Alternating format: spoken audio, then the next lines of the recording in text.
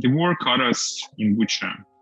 Me, my mother and my sister and two of my grandmothers, we were cut off from the electricity. We lost the supply of water. We're cut off from the connection and from information. After 1 week of living in this hell, we went to the city. It was really scary picture. And there was a fight for food, and you know, it looked like a catastrophe. And we were thinking about what should we do next. But what I realized at that moment, that you're not safe in here, because at any moment of time, this bullet can come to your house. And it was incredibly scary. So on the 6th of March, we started our journey, but the noise of bombs, it was everywhere, in every direction. There were no logic.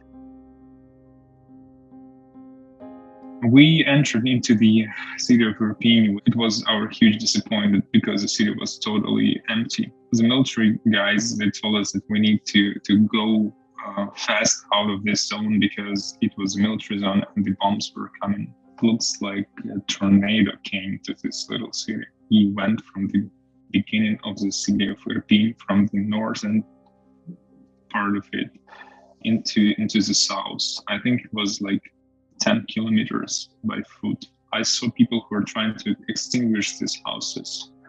But what is more horrifying is that we saw the dead bodies in the street. In the end of Irpin, the shelling became even more dangerous. It was more loud. So we decided to hide in the church. So like 100, maybe 200 people inside. The man went inside in the military uniform, and he approached the pastor and he told him that the corridor is closing.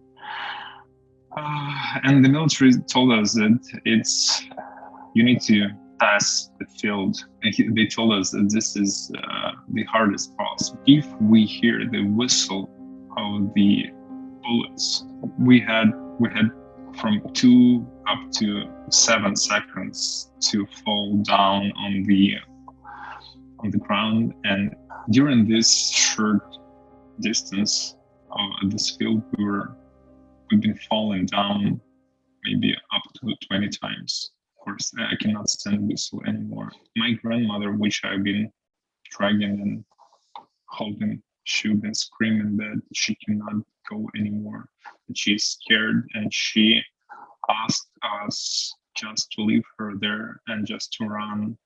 We saw how another bullet went straight to the bridge.